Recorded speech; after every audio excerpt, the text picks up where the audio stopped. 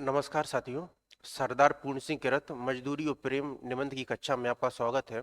ये जो मजदूरी और प्रेम जो निबंध है, इसमें अध्यापक पूर्ण सिंह ने श्रमिक जीवन की विसंगतियों के साथ ही समाज और जीवन में जो श्रम की जो महत्ता है उसको प्रतिपादित करने का कार्य किया है।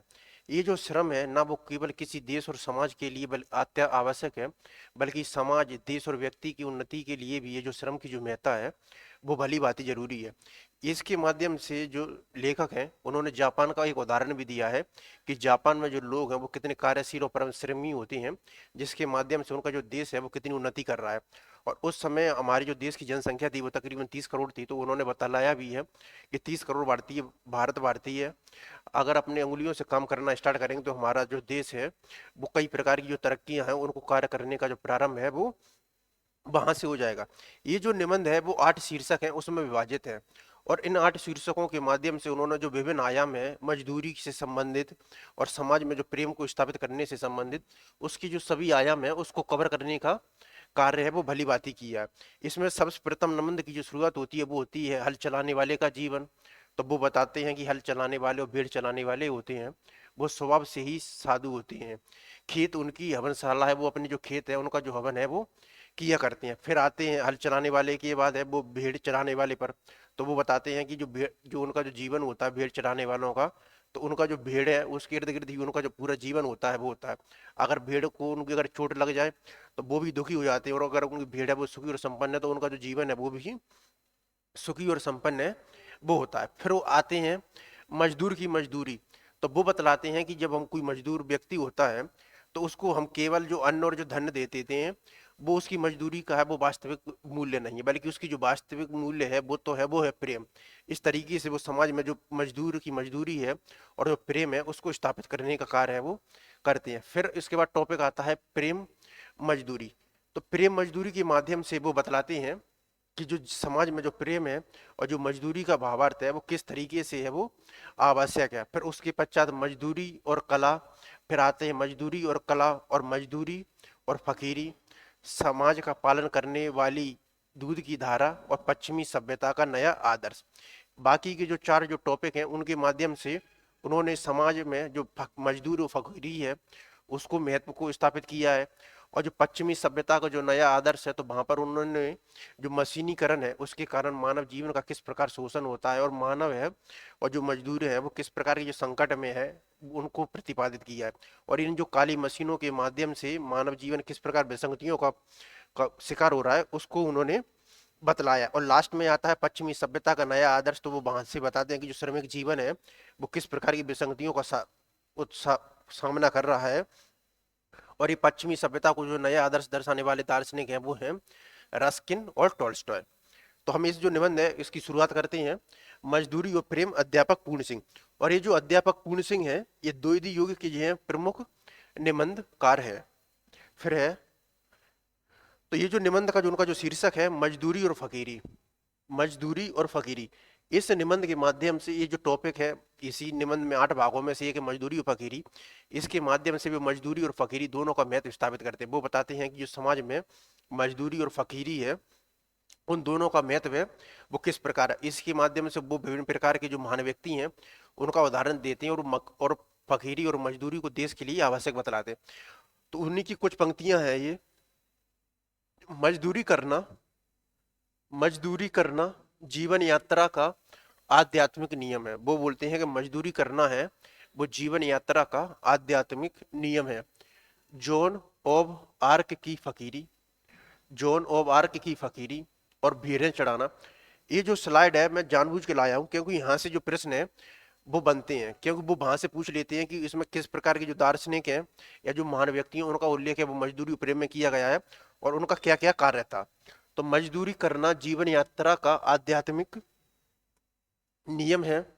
जॉन ऑफ आर्क की फकीरी और भेड़ें चढ़ाना। फिर है टोस्टॉय का त्याग और जूते गांठना, टोस्टॉय का त्याग और जूते गांठना। फिर उमर खैयम का प्रसन्नता पूर्वक तंबू सीते फिरना। खलीफा उमर का अपने रंग महलों में चटाई आदि बुनना, खलीफा उमर का अपने रंग महलों आदि में चटाई बुनना। ब्रह्म ज्ञानी कबीर और रैदास का शूद्र होना। गुरु नानक और भगवान श्री कृष्ण का कूक पशुओं को लाठी लेकर हाँकना सच्ची फकीरी का अनमोल भूषण है। तो इसके माध्यम से वो विभिन्न प्रकार के जो महान व्यक्ति हैं उनका उदाहरण प्रतिपादित करते हैं। मजदूरी करना जीवन यात्रा का आध्यात्मिक नियम है। जोन ऑफ आर्क की फकीरी और भेड़ें चढ़ाना, टोल्स्टॉय का त्याग और जूते गांठना, उमर खय्यम का प्रसन्नता पूर्वक तंबू सीते गिरना और खलीफा उमर का अपने रंग महलों में चटाई आदि बुनना, ब्रह्म ज्ञानी कबीर और रैदास आदि का शुद्ध होना और गुरु नानक को भगवान श्री कृष्ण का कूक पशुओं को लाठी लेकर आगना सच्ची फकीरी का आभूषण है। तो इस तरीके से जोन ऑफ आर्क का फकीरी और भेड़ें चराना, टोल्स्टॉय का त्याग और जूते गांठना, उमर खय्यम का प्रसन्नता पूर्वक तंबू सीते करना और खलीफा उमर का अपने रंग महलों में चटाई आदि गिरना। फिर उसके बाद है लेखक परिचय। ये जो लेखक हैं अध्यापक या जो सरदार पूर्ण सिंह हैं, ये द्वैध युग के प्रमुख निबंधकार हैं। और ये द्वैध युग की जो निबंध शैली रही है एक सुधारवादी शैली है, उसका एक अधिक्रमण करते हैं। और ये सुधारवादी जो आत्म शैली है उसका अतिक्रमण करके इनकी जो निबंध है वो आत्मव्यंजक शैली है उसके रूप में प्रतिपादित होती है। तो इनकी जो निबंध है वो किस प्रकार की है, वो है आत्म व्यंजक शैली। और इनमें लाक्षणिकता नजर आएगी आपको, आत्म व्यंजक शैली और लाक्षणिकता।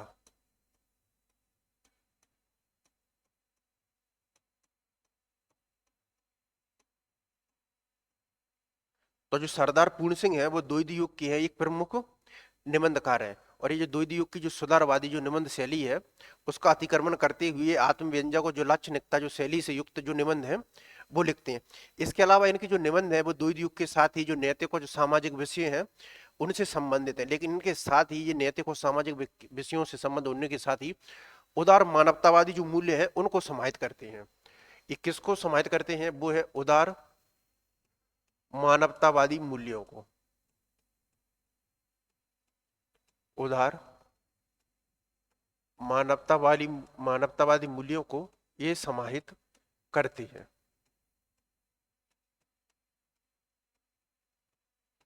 और इसके अलावा जो लाक्षणिकता और आत्मव्यंजकता है और विरोधाभास की जो ये शैली है वो अपनाते हैं, जो कि इनकी जो शैली है वो काफी महत्वपूर्ण है। तो भाव शैली के साथ ही ये जो भाव और जो शिल्प शैली है उन दोनों का जो सामंजस्य है भी वो भी जो सरदार पूर्ण सिंह के जो निबंध है उसमें नजर आएगा। तो अगर आपसे पूछा जाए कि सरदार पूर्ण सिंह के निबंध है वो आत्मव्यंजक शैली और लाक्षणिकता है, उदार मानवीय मानवतावादी मूल्य है, उनको समाहित करती हैं, बिल्कुल सही है। और इसके अलावा इनकी खासियत ये भी रही है कि इन्होंने, ये प्रश्न कई बार पूछा भी जाता है कि इन्होंने हिंदी, अंग्रेजी और पंजाबी भाषा में लेखन किया है। हिंदी, अंग्रेजी और पंजाबी भाषा में लेखन।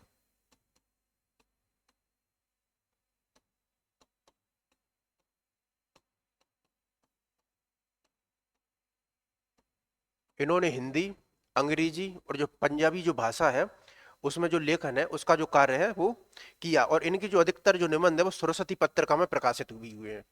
अधिकतर निबंध सरस्वती पत्रिका में प्रकाशित।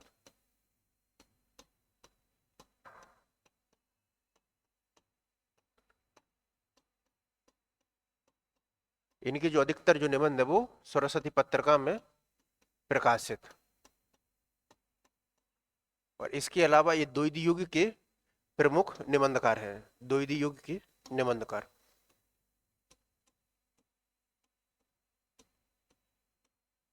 द्वैध युगीन निबंधकार।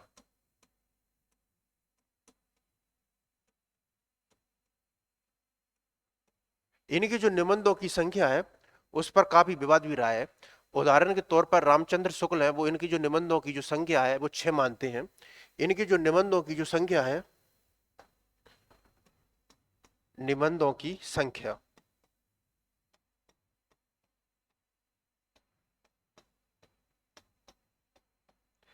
इनकी जो निबंधों की जो संख्या है वो आचार्य रामचंद्र शुक्ल 6 मानते हैं। और जबकि बच्चन सिंह हिंदी साहित्य का दूसरा इतिहास, उनकी जो साहित्य इतिहास की पुस्तक है उसमें वो इनके जो निबंधों की संख्या है वो 8 मानती है। तो ये इंटरेस्टिंग बात है वो इनके निबंधों के संदर्भ में कि जो शुक्ल जी हैं वो इनकी निबंधों की संख्या है वो 6 मानते हैं, और बच्चन सिंह हिंदी साहित्य का जो दूसरा इतिहास पुस्तक है उसमें उनके जो निबंधों की जो संख्या है वो 8 मानते हैं। तो सरदार पूर्ण सिंह है वो द्वितीय युग के प्रमुख निबंधकार हैं, और ये जो द्वितीय युग की जो सुधारवादी जो निबंध की जो शैली है उसका अतिक्रमण करते हुए जो उदार और व्यापक मानवतावादी जो मूल्य मूल्य है उनको प्रतिपादित करते हैं। इसके साथ इनके जो निबंध है उनमें लाक्षणिकता और आत्मव्यंजक शैली और विरोधाभास की जो शैली है उसको नजर आएगा। और इनकी जो भाषा है उसमें आपको कई प्रकार की जो लोकोक्तियां, मुहावरे, विभिन्न भाषाओं के शब्द और जो कविता की जो पंक्तियां हैं वो भी नजर आती हैं। उदाहरण के तौर पर मजदूरी और प्रेम में उनकी जो कई कविता की जो पंक्तियां हैं वो भी आई हैं। उदाहरण के तौर पर इनकी पंक्तियां हैं, है रीत आशकों की तन मन निसार करना, रोना सितम उठाना और उनको प्यार करना। तो उसमें पंक्तियां आती। इनके जो निबंधों की संख्या है, एक काफी इंटरेस्टिंग प्रश्न है और यहाँ से प्रश्न पूछे भी जाते हैं कि इनकी जो निबंधों की संख्या है वो कितनी है। तो इनकी जो निबंधों की संख्या है वो आचार्य रामचंद्र शुक्ल ने इनकी निबंधों की संख्या मानी है 6, और बच्चन सिंह है वो इनकी निबंधों की संख्या मानते हैं वो है 8। और इनके जो अधिकतर जो निबंध है वो सरस्वती पत्रिका है उसमें प्रकाशित भी हुए थे। इनकी अगर प्रमुख अगर निबंधों की चर्चा करें, दो इनकी निबंध, तो इनकी जो प्रमुख निबंध है उनमें इनके जो प्रमुख निबंध हैं सरदार पूर्ण सिंह के, उसमें एक है सच्ची वीरता,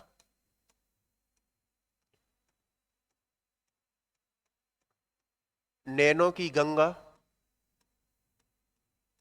सच्ची वीरता, नैनों की गंगा, आचरण की सभ्यता, आचरण की सभ्यता, कन्यादान, पवित्रता, ब्रह्म क्रांति।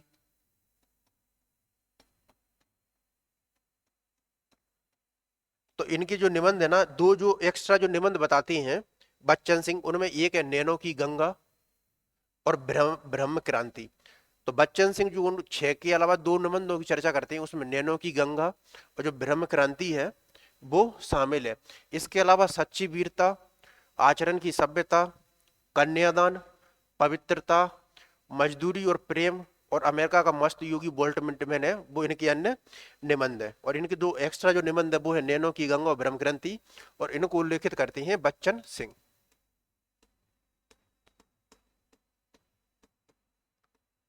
तो इस तरीके से हमने इस मजदूरी और प्रेम के जो निबंधकार हैं उनके जो लेखन और लेखन शैली है और उनकी साहित्य को जो उपलब्धि हैं उनकी संपूर्ण चर्चा कर ली है। उसका कारण यह है कि जब भी कोई लेखक या लेखक निबंधकार की रचना लगी होती है तो उससे संबंधित जो संपूर्ण आयाम है उसकी तो हमको इतना तो पढ़ ही लेना चाहिए, क्योंकि उससे जो प्रश्न है वो बनने की जो संभावना है वो सबसे ज्यादा रहती है। अब इसके बाद है हिंदी साहित्य में एक बड़ा ही महत्वपूर्ण देखा जाता है कि वो है आलोचकों के कथन। किसी कवि या जो लेखक है उसके बारे में विभिन्न आलोचकों ने क्या कथन बोले हैं तो उसको यहाँ पर हम चर्चा करते हैं। आचार्य रामचंद्र शुक्ल ने इनके बारे में बोला है, जो कि हिंदी साहित्य का इतिहास उनकी पुस्तक है जो कि 1929 में प्रकाशित हुई थी। वो बोलते हैं सरदार पूर्ण सिंह के बारे में, उनमें विचारों और भावों को एक अनूठे ढंग से मिश्रित करने वाली एक नई शैली मिलती है। उनकी लाक्षणिकता हिंदी गद्य साहित्य में एक नई चीज थी। आपसे जब ये प्रश्न आ जाएगा तो इस जो लाइन है उससे दो तरीके से प्रश्न पूछे जा सकते हैं। एक तो ये कि आचार्य रामचंद्र शुक्ल ने ये जो पंक्ति है वो किस लेखक के बारे में कही है, और दूसरा ये जो पंक्ति है वो किसकी है। तो ये जो पंक्ति है आचार्य रामचंद्र शुक्ल ने वो सरदार पूर्ण सिंह के बारे में कही है कि उनमें विचारों और भावों को एक अनूठे ढंग से मिश्रित करने वाली एक नई शैली मिलती है, और उनकी जो लाक्षणिकता है वो हिंदी और उनकी जो लाक्षणिकता है वो हिंदी गद्य साहित्य में एक नई चीज थी। आचार्य रामचंद्र शुक्ल बोलते हैं कि उनमें विचारों और भावों को एक अनूठे ढंग से मिश्रित करने वाली एक नई शैली मिलती है, और उनकी लाक्षणिकता है वो हिंदी गद्य साहित्य में एक नई चीज थी। फिर उसके पश्चात हिंदी गद्य का इतिहास में रामचंद्र तिवारी है, हिंदी गद्य का इतिहास में रामचंद्र तिवारी हैं, वो लिखते हैं अध्यापक पूर्ण सिंह इस युग का मतलब है द्वितीय युग।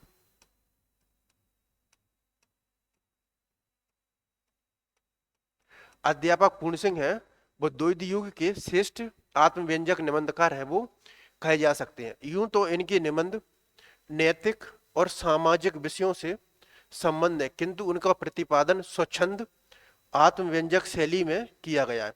तो अध्यापक पूर्ण सिंह है वो द्वैध युग के श्रेष्ठ आत्मव्यंजक जो निबंधकार हैं वो कहे जा सकते हैं। और यूं तो इनके निबंध है वो नैतिक और सामाजिक विषयों से संबंधित हैं, किंतु उनका प्रतिपादन है स्वच्छंद आत्मव्यंजक शैली में किया गया है। निबंधों में व्यक्त विचार और भाव श्रृंखलाबद्ध तर्क शैली में गुम्फित न होकर मनो लहरियों के रूप में प्रवाहित हुए हैं।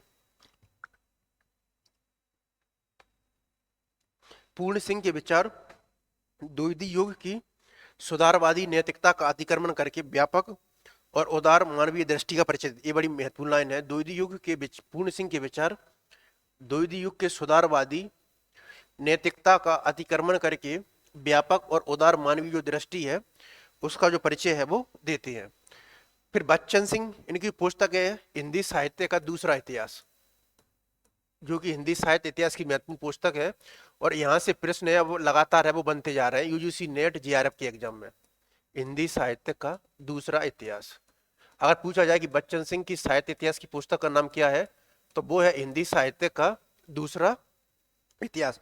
और इसी पुस्तक में वो बच्चन सिंह है वो सरदार पूर्ण सिंह की जो निबंध है उनकी संख्या वो 8 मानते हैं। उसमें 2 नए निबंध उनकी चर्चा करते हैं, वो है नैनो की गंगा और ब्रह्मा कांति। वो बोलते हैं बच्चन सिंह भय साधु स्वभाव के मानवतावादी निबंधकार थे। उनके निबंधों को पढ़ने से पता लगता है कि वे पश्चिम के भावकारी दार्शनिकों Emerson, Carlyle, Tolstoy, Ruskin, Whitman, Thoreau से विशेष प्रभावित थे, पर उनके जो मूल प्रेरणा स्रोत है वो कौन थे?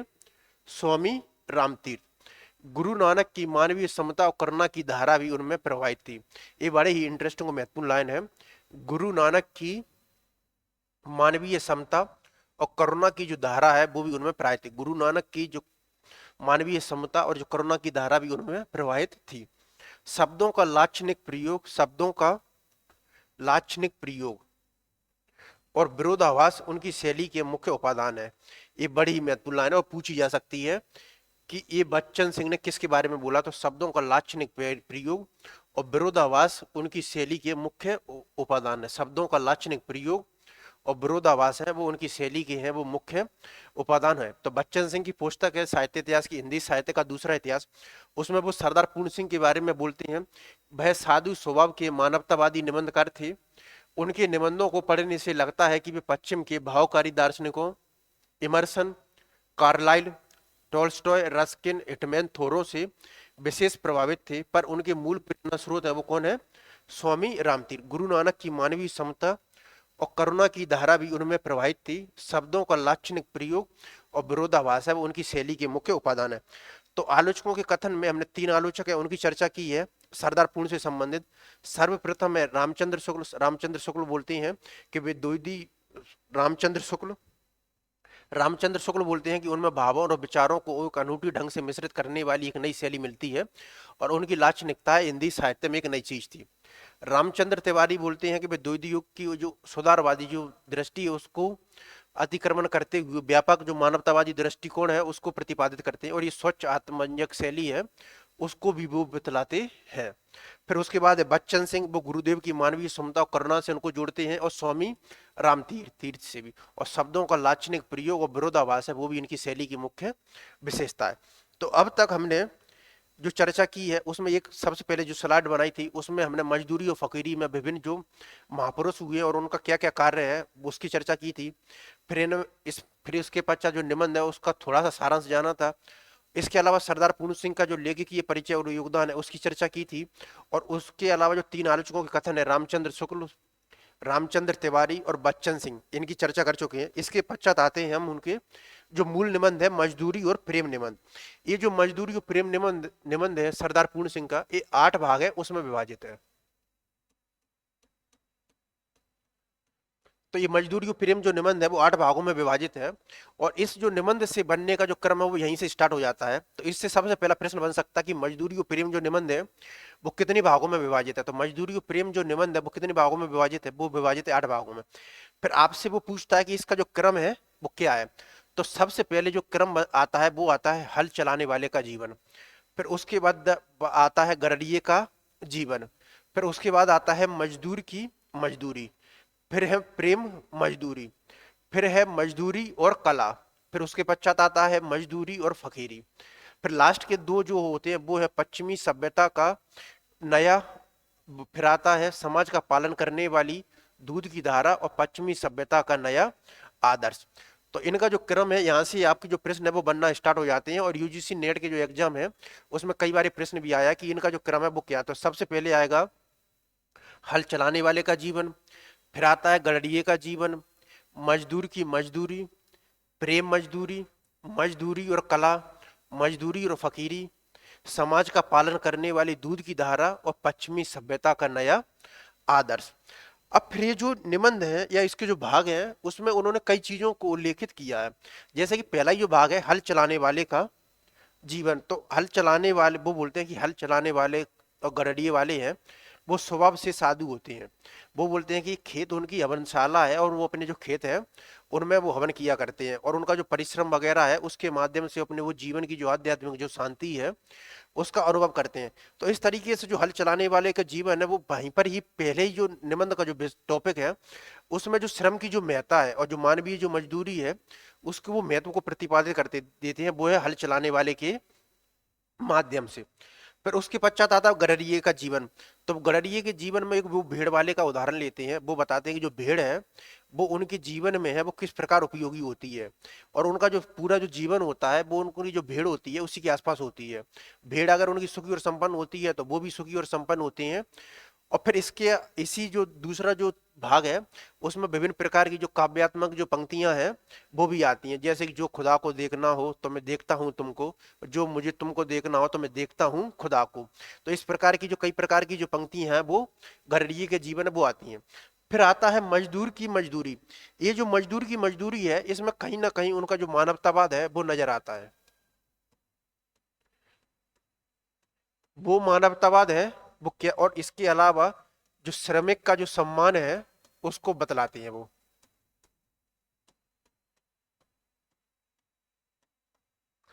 तो ये मजदूर की मजदूरी में ये दोनों चीजें कैसे नजर आती हैं।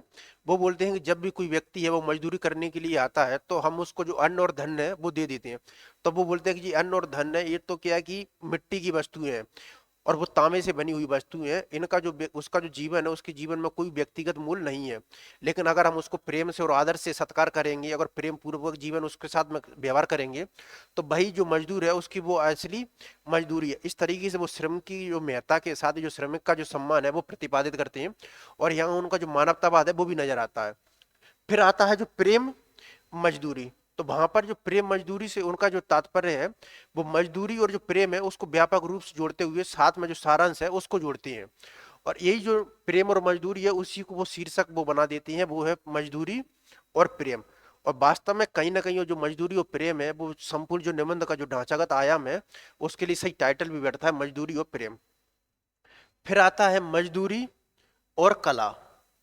मजदूरी और कला में वो बताते हैं कि समाज में जो भी पाखंड वगैरह होता है उसका उनको वो निषेध करते हैं। वो बताते हैं कि हमें जितना भी वो है वो समाज में जो पाखंड है उसको दूर करना चाहिए और समाज के पाखंड की जगह हमें जो श्रम है उसको महत्व बताते हैं। और यहीं पर वो थोड़ा बहुत जो मशीनीकरण का जो विरोध है वो भी करने लगती हैं, मशीनीकरण का विरोध। और ये मशीनीकरण का जो विरोध है वो किस प्रकार करती हैं तो वो राफेल का जो चित्र है उसका उदाहरण देते हैं। वो बोलते हैं कि जो राफेल का जो चित्र है वो बड़ा ही महत्वपूर्ण रखता है। राफेल का जो चित्र है उसमें उसने अपना जो जीवन है और अपना जो आध्यात्मिक जो संपूर्ण जो जीवन है उसको जोग दिया था। और बल्कि जो यंत्रों से बने हुए जो चित्र है वो काफी निर्जीव है और यांत्रिक होते हैं, उनमें वो बात नहीं आ पाती जो राफेल ने जो चित्र है वो अपने हाथों से बनाए थे मजदूरी और कला में।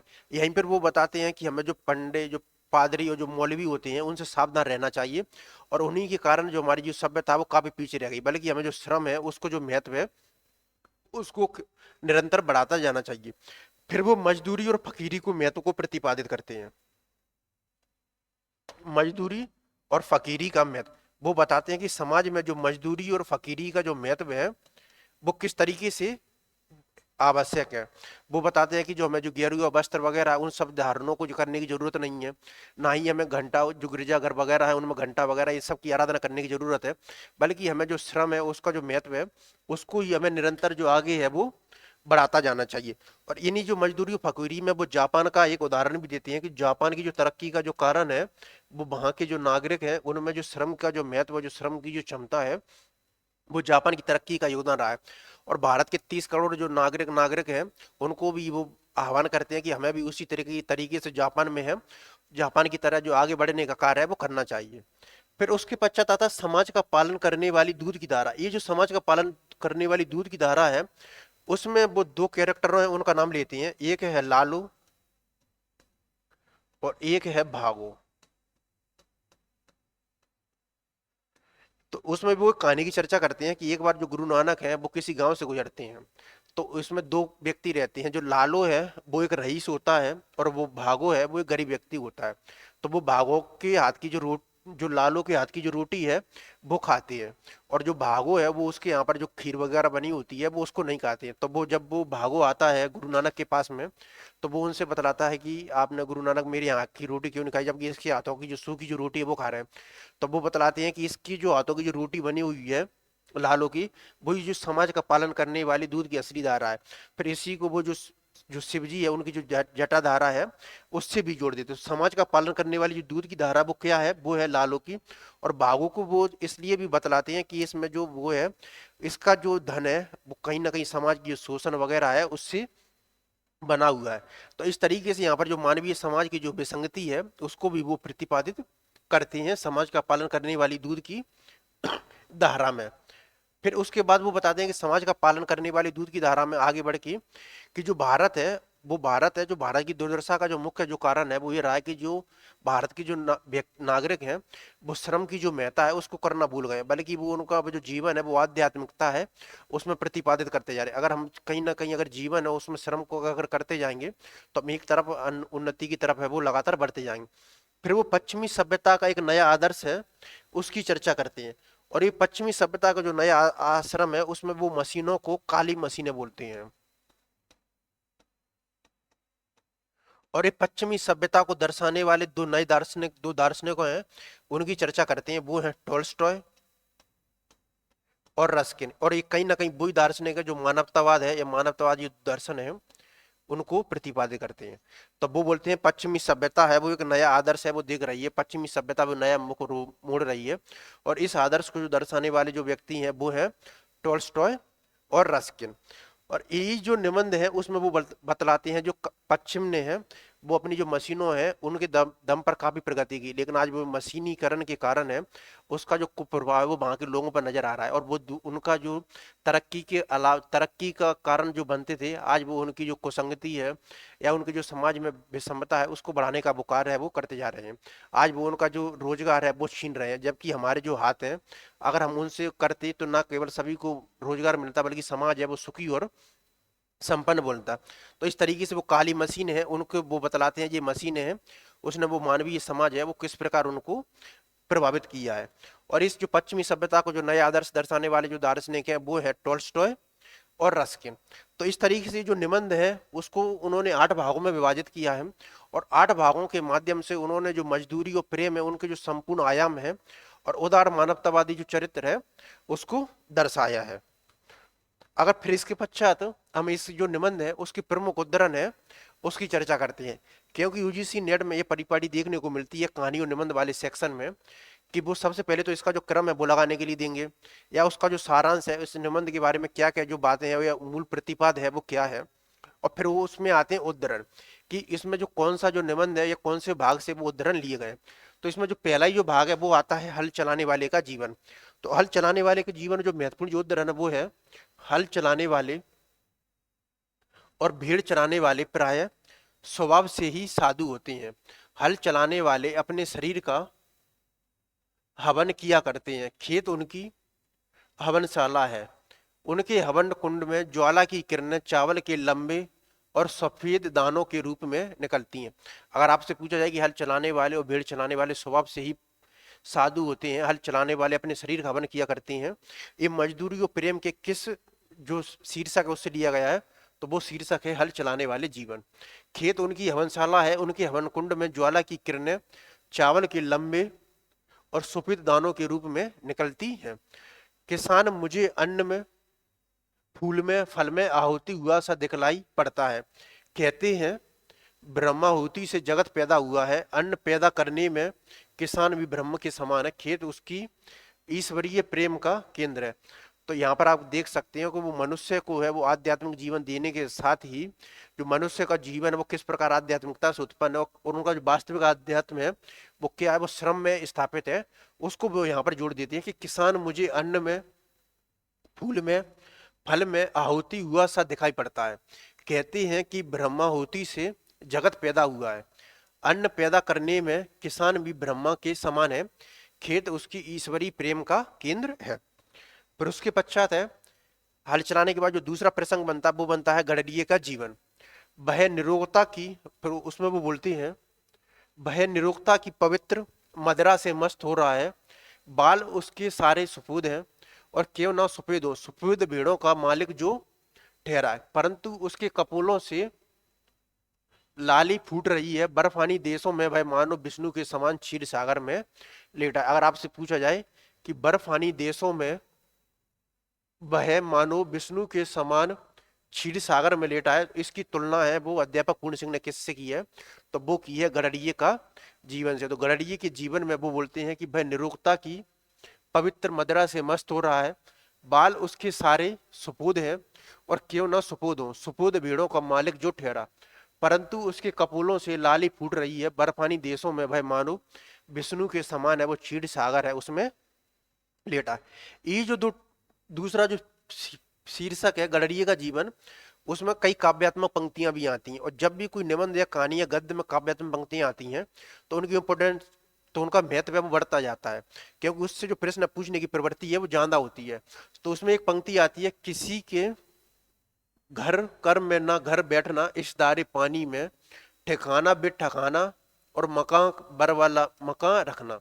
तो उसमें पहली पंक्ति है, किसी के घर कर में ना कर बैठना, इस दारे पानी में ठिकाना बे ठिकाना और मकान बरला मकान रखना।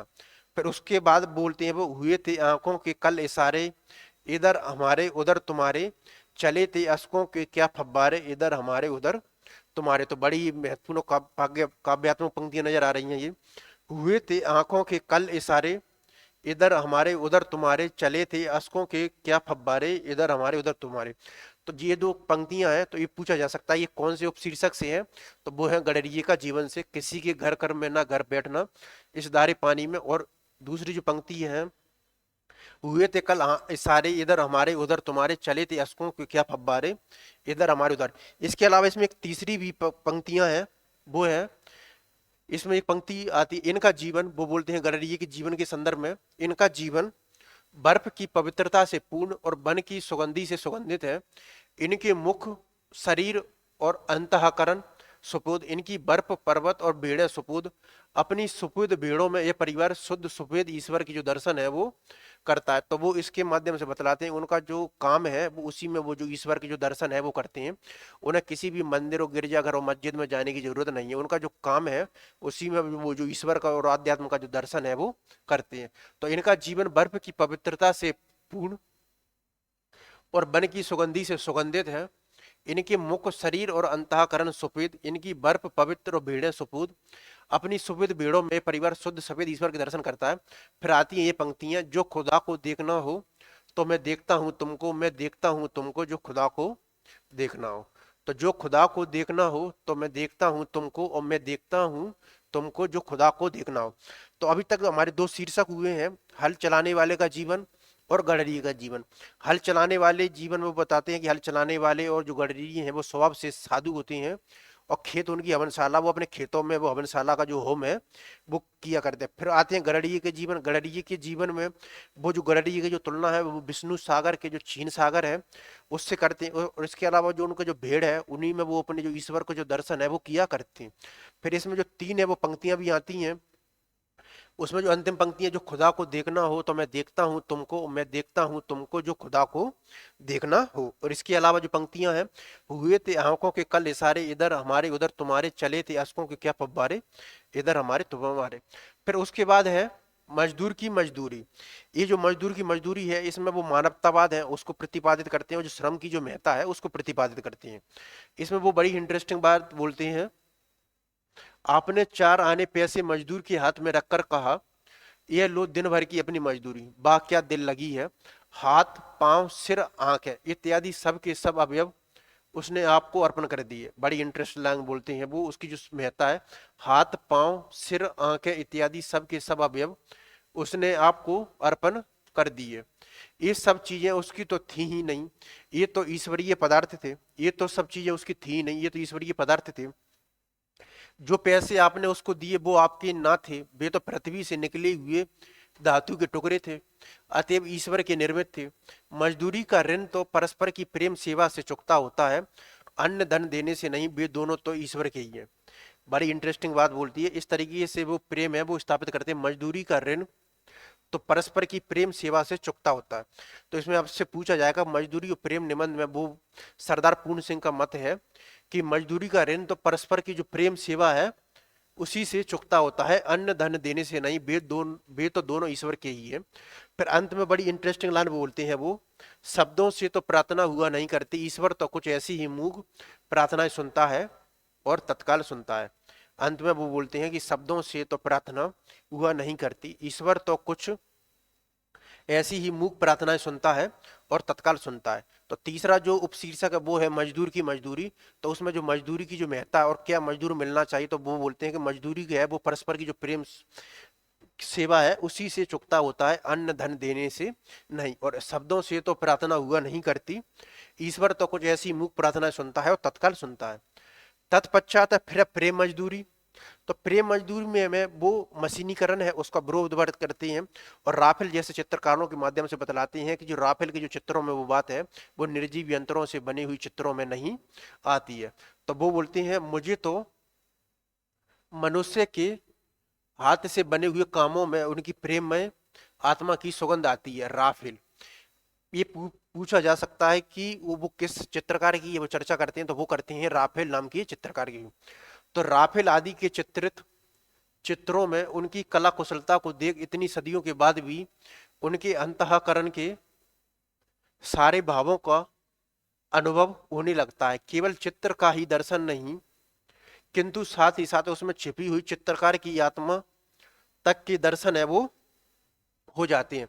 परंतु यंत्रों फिर वो यहाँ से है वो निबंध का जो टॉपिक है या जो भावार्थ है वो बदल जाता है, और मशीनीकरण के जो विरोध है उस पर ये बात पहुंच जाती है। फिर वो बोलते हैं परंतु यंत्रों की सहायता से बने हुए फोटो निर्जीव से प्रतीत होते हैं, उनमें और हाथ के चित्रों में बने हुए भेद उतना ही भेद है जितना कि बस्ती और शमशान में। हाथ की मेहनत से चित्रों में जो रस बहाया जाता है वो भला लोहे के द्वारा बनाई हुई चीज में कहाँ। फिर वो बोलते हैं उधर प्रभात ने अपनी सफेद किरणों से अंधेरी रात पर सफेद सी चटकाई, उधर मेरी प्रेयसी मैना अथवा कोयल की तरह अपने बिस्तर से उठी। और इसी जो निबंध के जो इस भाग में इसमें वो अपने जो प्रेसी है उनकी चर्चा करते हैं कि वो जो प्रेसी है उनकी, वो उनके लिए जो रोटियां हैं वो चूल्हे पर बनाती हैं, और ये जो रोटियां हैं वो बड़ी स्वादिष्ट लगती हैं जो कि किसी यंत्र के द्वारा नहीं बनती हैं। तो इस तरीके से वो अपने जो प्रेसी है उसको भी यहाँ पर वो याद याद करती हैं इस शीर्षक में, कि उधर प्रभात ने अपनी सफेद किरणों से अंधेरी रात पर सफेदी सी चट का, इधर मेरी प्रेसी मैना अथवा कोयल की तरह अपने बिस्तर से बैठी। तो वो अपनी जो स्त्री की जो श्रम की जो महत्ता है उसको वो बतलाते हैं। तो ये जो प्रेम मजदूरी है इसमें वो निर्जीव यंत्रों के द्वारा बने हुए चित्रों के माध्यम से जो मशीनीकरण है उसका वो बतलाते हैं, और वो बतलाते हैं कि मानव के द्वारा बने हुए हाथों में जो बात होती है वो मशीनों के द्वारा बने हुए बातों चित्रों में या उनके द्वारा किए गए कार्यों में वो कभी भी नहीं आ सकती है। और इसमें वो राफेल नाम का चित्रकार है उनका उल्लेख भी करते हैं। फिर उसके बाद आता है मजदूरी और कला। तो वो बताते हैं कि जो मजदूरी और कला है वो किस तरीके से जरूरी है। तो ये जो मजदूरी और कला जो शीर्षक है उसमें वो बतलाते हैं कि कोई भी जो समाज है और जो देश है वो आगे वो तभी बढ़ता है जब उसमें जो मजदूरी और जो श्रम की जो महत्ता उसको बतलाते हैं। अगर हम सिर्फ कोरी पारी जो कला है सिर्फ उसी को आगे बढ़ाएंगे तो जीवन में वो समस्या उत्पन्न होगी। वो बताते हैं कि जितने भी साम्राज्य जो शासन का जो अंत हुआ है वो केवल जो वास्तविक मनोव्यय है, श्रम की जो महत्ता है उसके कारण नहीं हुआ है। अगर तो कला है वो तभी है वो फल फूल सकती है जब समाज में जो श्रम है उसको दाद दिया जाएगा। अगर केवल कला को बढ़ाया जाएगा और श्रम को महत्व को प्रतिपादित नहीं किया जाएगा तो एक ना दिन है वो देश और जो समाज है वो है को विनष्ट हो जाएगा, वो पतन के कगार पर पहुंच जाएगा। तो वो बतलाते हैं कि आदमियों की तिजारत करना मूर्खों का काम है, सोने और लोहे के बदले मनुष्य को बेचना मना है। आजकल भाप की कलों का दाम तो हजारों रुपया है परंतु मनुष्य कौड़ी के 100 बिकते हैं। इंटरेस्टिंग लाइन है ये। आदमियों वो बोलते हैं आदमियों की तिजारत करना मूर्खों का काम है, सोने और लोहे के बदले मनुष्य को बेचना मना है। आजकल भाप की कलों का दाम तो हजारों रुपया है परंतु मनुष्य कौड़ी के 100 बिकती हैं। फिर है सभी देशों के इतिहासों से सिद्ध है कि यहाँ पर वो जो पाखंड है उसका विरोध करते हैं। यहीं से उनका जो पाखंड है का वो विरोध है वो प्रारंभ हो जाता है। तो जो मजदूरी और कला है उसमें आदमियों की तिजारत करना मूर्खों का काम है, सोने और लोहे के बदले मनुष्य को बेचना मना है। आजकल भाप की कलों का दाम तो हजारों रुपया है परंतु मनुष्य है वो कौड़ी के 100 बिकते हैं। फिर उसके बाद लाइन आती है सभी देशों के इतिहासों से सिद्ध है कि निकम्मे पादरियों, मौलवियों, पंडितों और साधुओं का दान के अन्न पर पला हुआ ईश्वर चिंतन अंत में पाप, आलस्य और भ्रष्टाचार में जो परिवर्तित है वो इस तरीके से वो पाखंड है और आडंबर है उन पर चोट करते हैं। और फिर वो बोलते हैं कि आजकल की कविता में नयापन नहीं, उसमें पुराने जमाने की कविता की पुनरावृत्ति मात्र है। इस नकल में असल की पवित्रता और कुमारीपन का अभाव है। अब तो एक नए प्रकार का कला कौशल पूर्ण संगीत साहित्य संसार में प्रचलित होने वाला है। यदि वह न प्रचलित हुआ तो मशीनों के पहियों के नीचे दबकर हमें मरा समझिए। और ये जो नया जो प्रेम संगीत है वो कहाँ से निकलेगा, वो निकलेगा मजदूरों के हृदय से। और ये जो नया जो संगीत है वो निकलेगा मजदूरों के प्रेम हृदय से।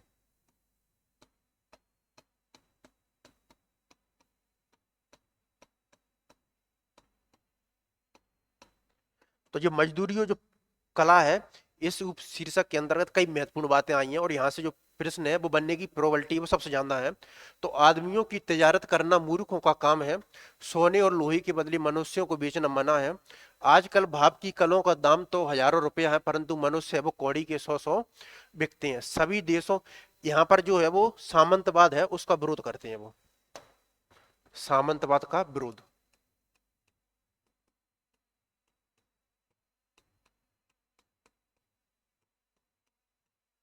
फिर सभी देशों के इतिहासों से सिद्ध है कि निकम्मे पादरियों, मौलवियों, पंडितों और साधुओं का तो दान से के अन्न पर पला हुआ ईश्वर चिंतन अंत में पाप, आलस्य और भ्रष्टाचार में परिवर्तित हो जाता है। यहाँ पर पाखंड का जो आडंबर है उनका विरोध किया गया है। और अंत में आजकल की कविता में नयापन नहीं है, उसमें पुराने जमाने की कविता की पुनरावृत्ति मात्र है। इस नकल में असल की पवित्रता और कुमारीपन का अभाव है। अब तो एक नया प्रकार का कला कौशल पूर्ण संगीत साहित्य संसार में प्रचलित होने वाला है। यदि वह ना प्रचलित हुआ तो मशीनों के पहियों के नीचे दबकर हमें मरा समझिए। इसके बाद है मजदूरी और फकीरी। इसमें वो समाज और जो देश में जो मजदूरी और जो फकीरी है उन दोनों के महत्व को वो बतलाते हैं इस शीर्षक के अंतर्गत। तो इसमें वो बतलाते हैं मजदूरी और फकीरी के अंतर्गत इसमें संदेह नहीं कि इस साल के गुलाब के फूल भी वैसे ही हैं जैसे पिछले साल के थे परंतु इस साल वाले ताजे हैं, इनकी लाली नई है, इनकी सुगंध भी इन्हीं की अपनी है। जीवन के नियम नहीं पलटते, वे सदा एक से ही रहते हैं परंतु मजदूरी करने से भी मनुष्य को एक नया और ताजा खुदा है वो नया आने लगता है। ये बड़ी इंटरेस्टिंग बात है। परंतु मजदूरी करने से मनुष्य को एक नया और जो ताजा जो खुदा है वो नजर आने लगता है। तो मजदूरी और फकीरी में वो बतलाते हैं इसमें संदेह नहीं कि इस साल के गुलाब के फूल भी वैसे ही हैं जैसे पिछले साल के थे परंतु इस साल वाले ताजे हैं, इनकी लाली नई है, इनकी सुगंध भी इन्हीं की अपनी है। अब जीवन के नियम नहीं पलटते, वे सदा एक से ही रहते हैं परंतु मजदूरी करने से मनुष्य को एक नया और जो ताजा जो खुदा है वो नजर आने लगता है। फिर उसके बाद है गेरुए वस्त्रों की पूजा क्यों करते हो।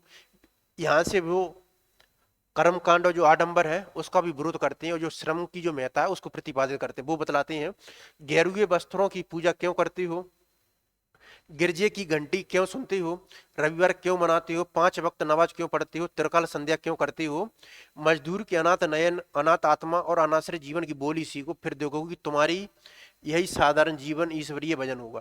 तो वो बोलते हैं कि मनुष्य को जो अपना जो प्रेम है, मनुष्य को जो अपना जो ईश्वर है वो अपने कर्म में ही नजर आता है। इस तरीके से वो कर्म की महत्ता है और जो सदाचार है उसको बतलाते हैं, ना कि आध्यात्मिक जीवन और जो कर्म कांड है उस पर प्रतिपादित करते हैं।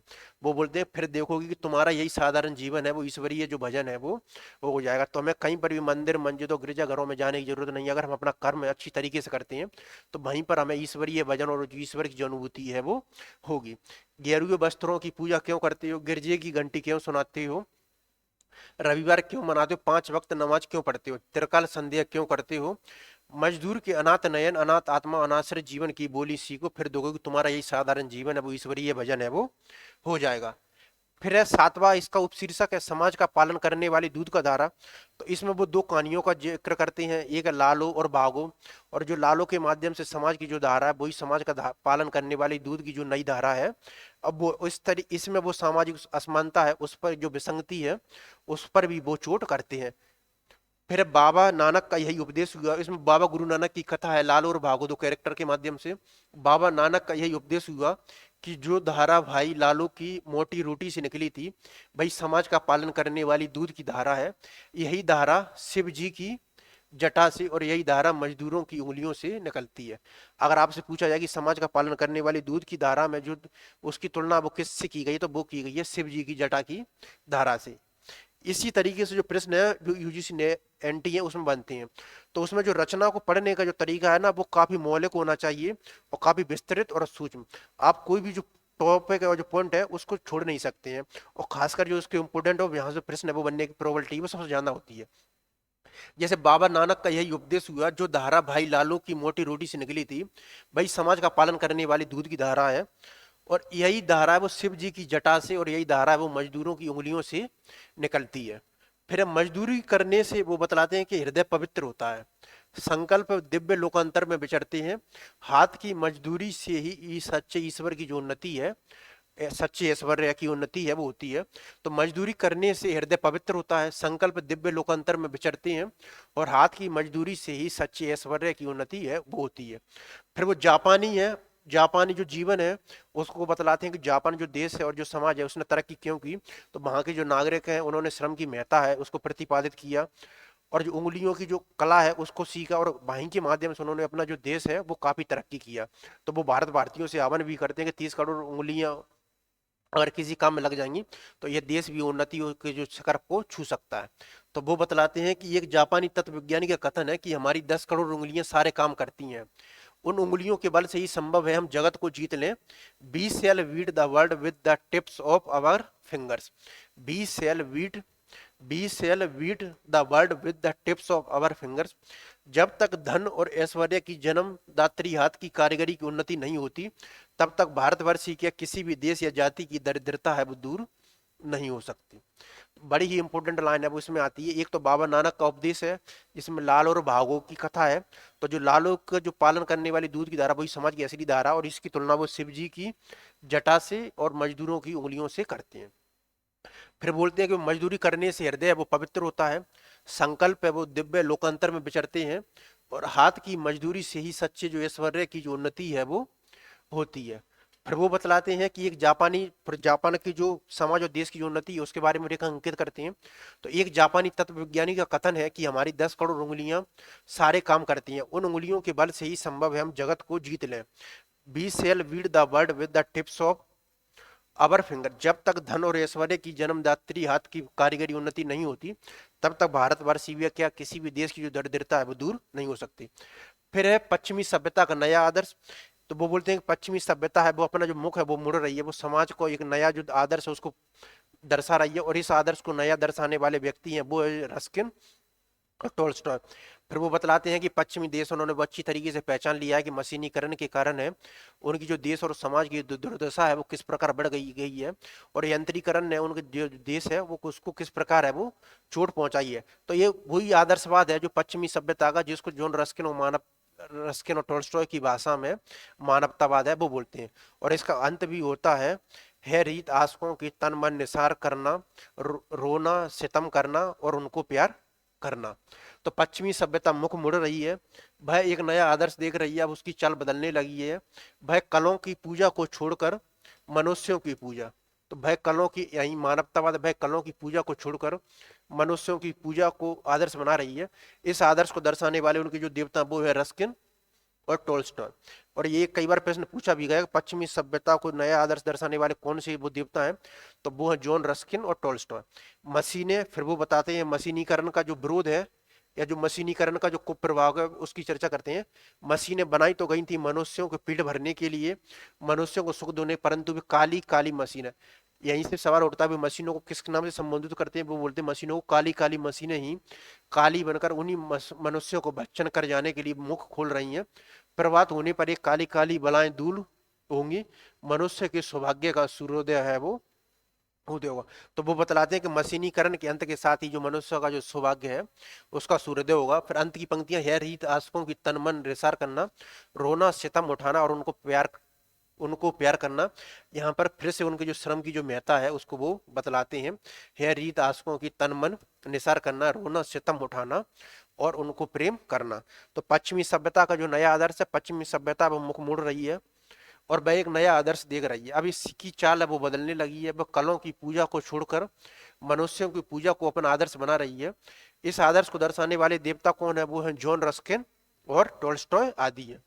मशीनें बनाई तो गई थी मनुष्यों का पेट भरने के लिए, मजदूरों को सुख देने के लिए, परंतु वे काली मशीनें ही काली बनकर उन्हीं मनुष्यों को भक्षण कर जाने के लिए मुख खोल रही हैं। प्रभात होने पर एक काली काली बलाएं दूर होंगी, मनुष्य के सौभाग्य का सूर्योदय होगा। तो है रीत आशकों की तन मन निसार करना, रोना सितम उठाना और उनको प्रेम करना। तो ये जो निबंध है उसका जो समग्र आयाम है उसकी चर्चा हमने कर ली है।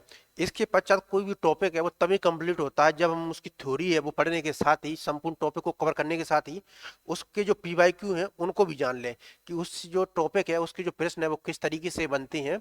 अगर हम पीवाईक्यू है और जो परीक्षा में आए हुए प्रश्न है अगर उनको सॉल्व नहीं करेंगे तो हमारा वो टॉपिक है वो कंप्लीट नहीं होगा, जब क्योंकि पता है कि हमारा जो प्रश्न है वो ऑब्जेक्टिव और वहीं से हमारा जो प्रश्न है वो सही बनते हैं। तो ऑब्जेक्टिव बनने से पहले हम एक बार जो इसकी जो पूरा जो टॉपिक है उसको फिर से एक बार रिवाइज है वो कर लेते हैं, जिससे कि आपको जो मनोमस्तिष्क पर है ये जो टॉपिक है वो अच्छी तरीके से कंप्लीट हो जाएगा और यहाँ के बाद आपको कभी भी इसको पढ़ने की जरूरत नहीं पड़ेगी।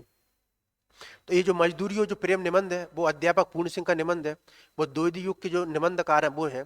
और ये जो द्वैध युग के जो सुधारवादी जो निबंध और जो दृष्टि है उसको वो अतिक्रमित करते हैं और इनके जो निबंध है वो नैतिकतावादी और समाजवादी जो मूल्य हैं उनसे संपृक्त है और लाक्षणिकता और विरोधाभास की शैली के साथ ही आत्मव्यंजक शैली है। इनकी जो निबंध है वो उनकी प्रमुख विशेषता है। इसके अलावा गुरु नानक का जो समता और मानवीय जो दर्शन है और जो स्वामी राम तीर्थ का जो दृष्टिकोण है वो उनकी जो निबंध है वो मिलेगा। और जो सरदार पूर्ण सिंह के जो निबंध है वो रामचंद्र शुक्ल ने 6 माने हैं और बच्चन सिंह ने माने हैं 8। वो जो 2 निबंध एक्स्ट्रा करते हैं जोड़ते हैं उसमें नैनो की गंगा और ब्रह्मा कांति है वो प्रमुख है। तो इसमें जो मजदूरी और फकीरी के माध्यम से उन्होंने विभिन्न जो महापुरुष महादर्शन हुए हैं और वो क्या क्या काम करते थे उसको प्रतिपादित किया है। तो वो बतलाते हैं कि मजदूरी करना जीवन यात्रा का आध्यात्मिक नियम है। जॉन ऑफ आर्क की फकीरी और भेड़ें चराना, ये जो स्लाइड है मैं आपको बार बार इसलिए बता रहा हूँ जब वो पीवाईक्यू है आप देखोगे ना तो आपको पता चलेगा ये स्लाइड है वो कितनी महत्वपूर्ण है। जॉन ऑफ आर्क की फकीरी और भेड़ें चराना, टोल्स्टॉय का त्याग और जूते गांठना, उमर खय्यम का प्रसन्नता पूर्वक तंबू सीते फिरना, खलीफा उमर का अपने रंग महलों में चटाई आदि बुनना, ब्रह्म ज्ञानी कबीर और रैदास का शूद्र होना, गुरु नानक और भगवान श्री कृष्ण का कूक पशुओं को लाठी लेकर आगना और सच्ची फकीरी का अनमोल भूषण है। तो जॉन और आर्क की फकीरी और भेड़ें चढ़ाना, टोल्स्टॉय का त्याग और जूते गांथना, फिर है उमर खय्यम का प्रसन्नता पूर्वक तंबू सीते फिरना और खलीफा उमर का अपने रंग महलों आदि में चटाई करना, फिर ब्रह्म ज्ञानी कबीर और रैदास का शूद्र होना और गुरु नानक और भगवान श्री कृष्ण का कूक पशुओं का लाठी लेकर हाँकना।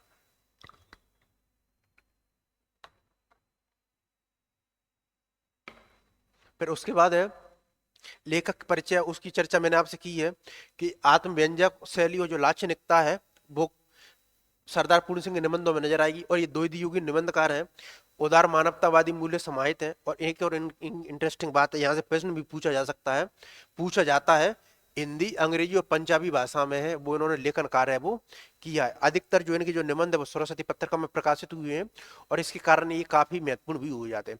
इनके निबंधों की संख्या शुक्ल जी ने 6 मानी है, तो बच्चन सिंह है वो इनके निबंधों की संख्या है वो 8 मानते हैं।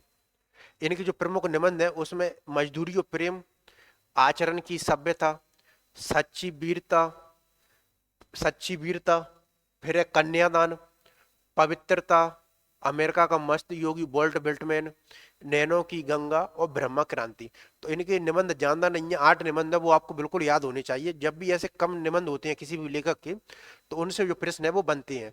तो आचरण की सभ्यता, मजदूरी और प्रेम, सच्ची वीरता, पवित्रता, कन्यादान, ब्रह्म कांति, नैनो की गंगा और अमेरिका का मस्त योगी वॉल्ट विटमैन।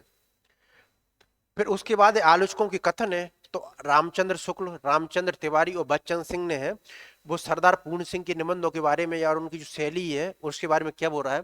तो रामचंद्र शुक्ल बोलते हैं कि उनमें विचारों और भावों को एक अनूठे ढंग से मिश्रित करने वाली एक नई शैली मिलती है, और उनकी जो लाक्षणिकता है वो हिंदी गद्य में एक नई चीज थी। आचार्य रामचंद्र शुक्ल का कथन है वो किसी के लिए भी बहुत महत्वपूर्ण हो जाता है। तो रामचंद्र शुक्ल बोलते हैं कि उनमें विचारों और भावों को एक अनूठी ढंग से मिश्रित करने वाली एक नई शैली मिलती है, और उनकी लाक्षणिकता है वो हिंदी गद्य साहित्य में एक नई चीज थी। रामचंद्र तिवारी बोलते हैं कि अध्यापक पूर्ण सिंह इस युग द्वैध युग के श्रेष्ठ आत्मव्यंजक निबंधकार कहे जा सकते हैं। यूं तो इनके निबंध नैतिक और सामाजिक विषयों से संबंध है, किंतु उनका प्रतिपादन है वो स्वच्छ आत्मव्यंजक शैली है उसमें किया गया है। निबंधों में व्यक्त विचार श्रृंखलाबद्ध शैली है, और द्वैध युग की जो सुधारवादी जो विचारधारा उसको अतिक्रमण करते हुए व्यापक मानवतावादी विचारधारा है उसको प्रेरित करते हैं। अंत में बच्चन सिंह है हिंदी साहित्य का जो दूसरा इतिहास में उनकी जो पुस्तक है उसमें वो बतलाते हैं कि वे साधु स्वभाव के मानवतावादी निबंधकार थे, और उनके निबंधों को पढ़ने से लगता है कि वे पश्चिम के भावकारी दार्शनिकों Emerson, Carlyle, Tolstoy, Ruskin, Whitman Thoreau से विशेष रूप से प्रभावित थे। पर उनके जो मूल प्रेरणा स्रोत है वो कौन है, वो है स्वामी रामतीर। और गुरु नानक की मानवीय समता और करुणा की धारा भी उनमें है वो प्रवाहित थी। और शब्दों का लाक्षणिक प्रयोग और विरोधाभास है वो उनकी शैली के हैं वो प्रमुख उपादान है। शब्दों का लाक्षणिक प्रयोग और विरोधाभास है वो उनकी शैली के मुख्य उपादान है। फिर ये जो निबंध है वो 8 शीर्षक है उसमें विभाजित है। इनका जो क्रम है वो लगाने के लिए यूजीसी नेट ने कई बार प्रश्न है वो पूछा है। तो उसमें सबसे पहले हल चलाने वाले का जीवन, गठरिये का जीवन, मजदूर की मजदूरी, प्रेम मजदूरी, मजदूरी और कला, मजदूरी और फकीरी, समाज का पालन करने वाली दूध की धारा, और पश्चिमी सभ्यता का नया आदर्श। पश्चिमी सभ्यता का नया आदर्श दर्शाने वाले व्यक्ति कौन है, वो है जॉन रस्किन और टोल्स्टॉय। और समाज का पालन करने वाली दूध की धारा में उन्होंने गुरु नानक की जो कहानी है लालो और भागो उसको बतलाया है, और साथ ही जापानी जो आत्मज्ञान और तत्वज्ञान है और वहां पर जो श्रम की जो महत्ता है उसको बतलाया। और हल चलाने वाले गडरिये का जीवन उन्होंने वहां पर पहले ही जो श्रम है उसको बतला दिया है, और मजदूर की मजदूरी में मानवतावाद और जो श्रमिक का जो सम्मान है उसको बतलाती हैं। प्रेम मजदूरी और कला में वो मशीनीकरण का जो विरोध है, और वो बतलाते हैं जो राफेल वगैरह के राफेल जो चित्रकार है उनके उदाहरण के माध्यम से बतलाती हैं कि जो निर्जीव यंत्र है जो मशीनीकरण से जो काम होते हैं वो मशीनों के द्वारा बने हुए हाथों से कई तरीके से कमतर होते हैं। मानव अपने हाथों से और जो श्रम से जो कार्य करता है उसका जो मूल्य और महत्वता है उसमें जो ऐश्वर्य जो सुंदरता है वो एक अलग ही तरीके से आती है। और समाज का पूल पालन करने वाले दूध की धारा में वो लाल और भागों की कहानी है वो बतलाते हैं। और इसके अलावा ये वही समाज का पालन करने वाली दूध की धारा जो शिव की जटा से प्रवाहित होने के साथ ही मजदूरों को जो सच्चे हृदय है उससे वो निकलती है। फिर उसके बाद जो प्रमुख जो उद्धरण है वो उसकी चर्चा की थी हमने हल चलाने वाले का जीवन में, उसमें जो प्रमुख उद्धरण है वो नजर आएंगे आपको। फिर उसके बाद है गडरिये का जीवन। गडरिये का जीवन है वो इसलिए भी महत्वपूर्ण हो जाता है क्योंकि अगर आपसे पूछा जाए कि गडरिये के जीवन में वो किसकी चर्चा की गई है, तो वो की गई है भेड़ों की। और भेड़ों की चर्चा वो बिस्नी के जो क्षीर सागर के समान जो समुद्र में लेटा हुआ है उससे भी वो उसकी जो तुलना है वो करते हैं। इसके अलावा इसमें जो 3 काव्यात्मक पंक्तियां हैं वो भी नजर आती हैं। तो उसमें से कोई एक पंक्ति है वो आपसे पूछ ली जाएगी और पूछ लेगा ये जो है वो कौन से उपशीर्षक है, तो उसके अंतर्गत है वो आई है। तो किसी के घर में ना कर बैठना इस धारे पानी में, ठिकाना भी ठिकाना और मका बरला मका रखना। फिर इसमें दूसरी काव्यात्मक पंक्तियां आती है, हुए थे आंखों के कल इशारे, इधर तुम्हारे उधर हमारे, चलो ते अस के क्या फब्बारे, इधर हमारे उधर तुम्हारे। फिर इनका जीवन है वो बतलाते हैं कि ये जो गडरी का जो जीवन है वो किस प्रकार का है, तो वो बतलाते हैं इनका जीवन है वो बर्फ की पवित्रता से पूर्ण और वन की सुगंधि से सुगंधित है। इनके मुख, शरीर और अंतःकरण सफेद, इनकी बर्फ पवित्र और भेड़ें सफेद। अपनी सफेद भेड़ों में यह परिवार शुद्ध सफेद ईश्वर की जो दर्शन है वो करता है। तो वो बोलते हैं जो खुदा को देखना हो तो मैं देखता हूं तुमको, मैं देखता हूं तुमको, जो खुदा को देखना हो तो। फिर उसके बाद मजदूर की मजदूरी है, तो वो बतलाते हैं कि जो मजदूर की मजदूरी है वो तभी चुकती है जब, कि मजदूर की मजदूरी है वो परस्पर जो प्रेम मजदूरी है, परस्पर जो प्रेम भाव है उसी के माध्यम से चुकती है। और आप अगर उसको अन्न और धन दे देंगे तो ये तो सब प्रकृति की वस्तु है, उसके माध्यम से मजदूर की मजदूरी है वो चुकती नहीं है।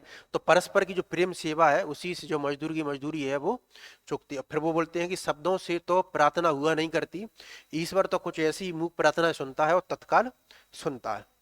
फिर उसके बाद प्रेम मजदूरी है वो उसकी चर्चा करती हैं। फिर उसके पश्चात है मजदूरी और कला। तो मजदूरी और कला में वो एक तरफ है वो सामंतवाद है उसका विरोध करती हैं। फिर वो जो पाखंड और कर्मकांड है वो किसी भी देश और समाज में प्रतिपादित होते हैं उनका विरोध करते हैं।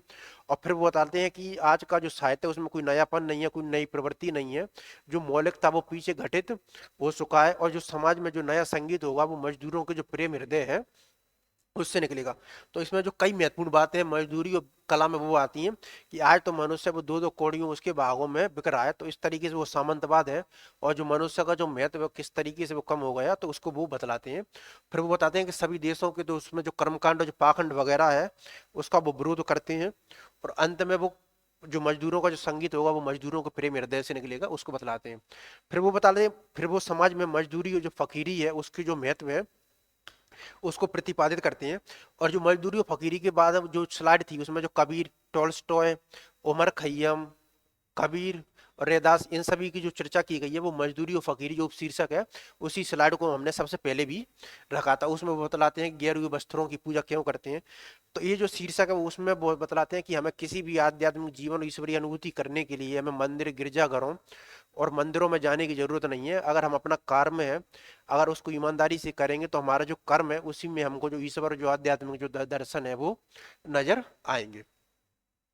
तो वो बतलाते हैं गेरुए वस्त्रों की पूजा क्यों करती हो, गिरजों की घंटी क्यों सुनती हो, रविवार क्यों मनाती हो, 5 वक्त नमाज क्यों पढ़ती हो, चित्रकाल संध्या क्यों करती हो, मजदूर की अनाथ नयन, अनाथ आत्मा और अनाश्रित जीवन की बोली सीखो, फिर देखो कि तुम्हारा यही साधारण जीवन है वो ईश्वरीय भजन हो गया। फिर वो समाज का पालन करने वाली दूध की धारा है उसमें वो ला धारा, तो उसमें वो लालो और भागो की कहानी के साथ ही जो जापानी जापानी तत्वज्ञान है उसकी चर्चा करती है। और पश्चिमी सभ्यता वो नया आदर्श देख रही है तो वो बतलाते हैं कि जो उनका जो मशीनीकरण है उसके कारण उनका जो समाज और में वो किस प्रकार की कुसंगति है वो नजर आ गई है। तो कहीं ना कहीं वो श्रम की जो महत्ता और हाथों से करते हुए वो काम है उनको बल देते हैं। और अंत होता है इस निबंध का है रीत आशकों की तन मन निसार करना, रोना सितम उठाना, उनको प्यार करना। और वो मशीनों को जो काली मशीन है उनकी संज्ञा है वो देते हैं। पीवाईक्यू की तरफ हम चर्चा करते हैं। तो पहला प्रश्न जो पीवाईक्यूज में आया हुआ है, आजकल की कविता में मापन नहीं है, ये होगा नयापन। आजकल की कविता में नयापन नहीं, उसमें पुराने जमाने की कविता की पुनरावृत्ति मात्र है। इस नकल में असल की पवित्रता और कुमारीपन का अभाव है। उपरोक्त कथन है वो निम्नलिखित में से किस निबंध से उद्धृत है। तो ये जो निबंध है वो हमारी स्लाइड में आया भी था ये कथन, आजकल की कविता में नयापन नहीं, उसमें पुराने जमाने की कविता की पुनरावृत्ति मात्र है। इस नकल में असल की पवित्रता और कुमारीपन का अभाव, उपरोक्त कथन निम्नलिखित में से किस निबंध से उद्धृत है। तो ये जो निबंध है वो है मजदूरी और प्रेम। ये जो कविता क्या है, जो जो निबंध है वो आचार्य रामचंद्र शुक्ल का एक काव्य शास्त्रीय और जो आलोचनात्मक जो निबंध है वो है। इसमें उनकी ना कहीं जो साहित्यिक और जो आलोचनात्मक जो मान्यता है वो कविता क्या है वो निबंध है उसमें नजर आती है। और ये जो निबंध है वो 13 जो शीर्षक है उसके अंतर्गत विभाजित है। उठ जाग मुसाफिर या विवेकी राय का एक जो ललित निबंध है उस है। और संस्कृति और जो सौंदर्य है वो नामवर सिंह का निबंध है, जो कहीं ना कहीं जो दूसरी परंपरा की जो खोज है उस किताब है निबंध संग्रह उसमें संकलित है। तो ये जो प्रश्न है आजकल की कविता में नयापन नहीं, उसमें पुराने जमाने की कविता की पुनरावृत्ति मात्र है। इस नकल में असर की पवित्रता और कुमारीपन का ये जो कथन है वो किसका है, वो है मजदूरी और प्रेम निबंध का। फिर है निबंध मजदूरी और प्रेम के उपशीर्षकों को पहले से बात के क्रम में लगाइए। जब हमारे पास 8 शीर्षक थे तो मैंने आपसे चर्चा भी की थी, इनका जो क्रम है वो लगाने के लिए वो एग्जाम में वो पूछा जाता है, तो उसी का जो क्रम है निबंध मजदूरी और प्रेम का उपशीर्षक है उसको हमको क्रम में लगाना है। तो हमारे पास ऑप्शन है गडरिये का जीवन, हल चलाने वाले का जीवन, मजदूर की मजदूरी, मजदूरी और कला, और प्रेम मजदूरी। तो सबसे पहले हमको पता है कि इसमें आएगा हल चलाने वाले का जीवन, फिर आता है गडरिये का जीवन, फिर आता है मजदूर की मजदूरी, फिर है प्रेम मजदूरी, फिर है मजदूरी और कला, फिर है मजदूरी और फकीरी, फिर अंत में आता है समाज का पालन करने वाली दूध की धारा, और अंत में है पश्चिमी सभ्यता का नया आदर्श। तो पहले आएगा बी, दो ऑप्शन है हमारे पास। फिर है गडरिये का जीवन, ये भी ऑप्शन है। फिर तीसरे पर है मजदूर की मजदूरी सी, तो जो सी आंसर है वो हमारा सही है। मजदूर की मजदूरी, प्रेम मजदूरी, और अंत में आएगा मजदूरी और कला। इनका जीवन बर्फ की पवित्रता से पूर्ण और वन की सुगंध से सुगंधित है। कथन है वो किसके बारे में कहा गया। जब भी उपशीर्षक थे मैंने चर्चा भी की थी, तो ये जो शीर्षक वो कहा जा सकता है कि इनका जो जीवन है वो बर्फ की पवित्रता से पूर्ण और वन की सुगंध से सुगंधित है। ये विष्णु सागर के समुद्र के समान जो क्षीर सागर है उसमें लेटे हुए भी हैं। तो ये जो चर्चा की गई है वो जल्दसाज है, इसकी चर्चा है वो नहीं की गई है। बाघ का मालिका भी नहीं, हल चलाने वाले नहीं। ये जो चर्चा की गई है वो की गई है बर्फ भेड़ चराने वाले। तो वो भेड़ चराने वाले के बारे में मजदूरी प्रेम में वो उल्लेखित भी करती हैं कि इनका जो जीवन है वो बर्फ की पवित्रता से पूर्ण और वन की सुगंध से सुगंधित है। और ये जो इसका जो शीर्षक है वो क्या है, गडरिये का जीवन, जो कि दूसरा जो शीर्षक है वो हमारा है। और जो जल्दसाज वाली जो घटना है तो उसमें वो बोलते हैं मजदूर की मजदूरी वाला जो शीर्षक है उसमें वो बोलते हैं कि जब भी कुछ बात होती है तो अगर हम कोई मजदूर है तो उसके जो श्रम है उसको वो क्या देना चाहिए। तब वो बोलते हैं कि अगर कोई हम धन वगैरह देते हैं तो उसका कोई महत्व नहीं है। लेकिन एक जो जल्दसाज था उसने मेरी जो पुस्तक है वो बांधी थी, तो जब भी मैं उस जो पुस्तक है उसको वो मैं याद करता हूँ तो वो जल्दसाज है वो हमारा याद आ जाता है। वो जो श्रम है जो हाथों की उंगलियों के जो महत्व है उसको वो जल्दसाज के माध्यम से वो बतलाते हैं। हल चलाने वाला जीवन ये हमारा पहला ही शीर्षक है। और भेड़ चलाने वाले में के बारे में बोलते हैं कि इनका जीवन वो बर्फ की पवित्रता से पूर्ण और वन की सुगंध से सुगंधित है। अगला प्रश्न है कि सरदार पूर्ण सिंह के जो निबंध है वो क्या है। मैंने आपसे चर्चा भी की, जो सरदार पूर्ण सिंह के जो निबंध है उनकी संख्या आचार्य रामचंद्र शुक्ल ने छह बताई है, और बच्चन सिंह इनके निबंधों की संख्या बताते हैं 8। तो जो नैनो की गंगा है वो बच्चन सिंह उसमें ऐड भी करती हैं, तो ये सरदार पूर्ण सिंह का निबंध है। पवित्रता भी है, आचरण की सभ्यता भी है। फिर उसके बाद है जय जमुना मैया जी हम डार डार तुम पात पात, ये दोनों जो निबंध है वो सरदार पूर्ण सिंह के नहीं है। तो नैनो की गंगा, पवित्रता और आचरण की सभ्यता, ये जो तीनों के तीनों जो निबंध है वो सरदार पूर्ण सिंह के हैं। तो ए बी सी है वो तीनों सही है, नैनो की गंगा, पवित्रता और आचरण की सभ्यता। नेक्स्ट प्रश्न जो स्लाइड है, मजदूरी और फकीरी। तो उसमें वो विभिन्न प्रकार के जो महापुरुष है उनकी चर्चा करते हैं और वो क्या क्या काम करते थे उनकी चर्चा वो की गई है। तो जॉन ऑफ आर्क का अगर आप देखेंगे भेड़ें चराना, फिर है टोल्स्टॉय का जूते गांठना, उमर खैयम का तंबू सीना, और खलीफा उमर का रंग महलों में चटाई आदि बुनना। तो ए का 3, 2 ऑप्शन है, बी का 1, सी का 4 और डी का 2। तो जो बी आंसर है वो हमारा सही है। इसलिए मैंने इस स्लाइड को सबसे पहले भी रखा था क्योंकि ये प्रश्न है वो आ चुका है और आने भी वाले समय में भी इससे जो प्रश्न है वो बना लगातार बनेगा। जॉन ऑफ आर्क का भेड़ें चराना, टोल्स्टॉय का जूते गांठना, उमर खैयम का तंबू सीना और खलीफा उमर का रंग महलों में चटाई आदि बुनना। अगला प्रश्न है, मजदूरी और प्रेम निबंध के अनुसार पश्चिमी सभ्यता मुख मोड़कर जिस नए आदर्श को उन्मुख है उस आदर्श को दर्शाने वाले देवता कौन है। तो उसमें जो निबंध का जो 7वां शीर्षक है पश्चिमी सभ्यता का नया आदर्श, पश्चिमी सभ्यता का जो हमारा जो निबंध का शीर्षक है 8वां, पश्चिमी सभ्यता का नया आदर्श। तो वो बोलते हैं पश्चिमी सभ्यता है वो अपना मुख मोड़ रही है और वो एक नया आदर्श देख रही है, और उस आदर्श को दर्शाने वाले देवता कौन है। तो वो है टॉल्स्टॉय और रस्किन। इसके साथ में एक और ऑप्शन आएगा अगर आपसे पूछा जाएगा तो उस आदर्श को दर्शाने वाले उनके जो नए देवता है वो कौन है, टॉल्स्टॉय और रस्किन। इन दोनों देवताओं की वो चर्चा वो करते हैं। तो मजदूरी और प्रेम निबंध के अनुसार पश्चिमी सभ्यता मुख मोड़कर जिस नए आदर्श को उन्मुख है उस आदर्श को दर्शाने वाली देवता कौन है? तो वो है टोल्स्टॉय और रस्किन। अगला प्रश्न है, मजदूरी और प्रेम निबंध में आई पंक्तियों को पहले से जो बाद का जो क्रम है उसमें लगाना है। तो ये जो प्रश्न है वो बतलाता है कि कोई भी रचना है उसको कितनी डीप और गहराई में है वो पढ़ा जाना चाहिए। तो वो पहले से जो बाद का क्रम है, ये जो निबंध है वो कितना बड़ा है उसको पहले से बाद के क्रम में लगाने के लिए वो निबंधकार ने बोल दिया है। आपने 4 आने पैसे मजदूर के हाथ में रखकर कहा, ये लो दिन भर की अपनी मजदूरी, वाह क्या दिल लगी है। तो ये जो शीर्षक है आप इसकी चर्चा कर चुके होंगे। आपने चार, ये जो शीर्षक है वो किसके अंतर्गत है? मजदूर की मजदूरी। तो ये तो आएगा ही नहीं। हल चलाने वाले और भेड़ चलाने वाले प्राय स्वभाव से साधु होते हैं। ये पहला ही शीर्षक है हमारा, हल चलाने वाले का जीवन, उसके अंतर्गत है हल चलाने वाले का जीवन। पश्चिमी सभ्यता मुख मोड़ रही है भाई, एक नया आदर्श दिख रही है, ये है पश्चिमी सभ्यता का नया आदर्श। ये सबसे लास्ट में है पश्चिमी सभ्यता का नया आदर्श।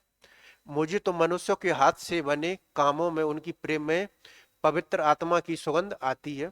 आदमियों की तजारत करना मूर्खों का काम है।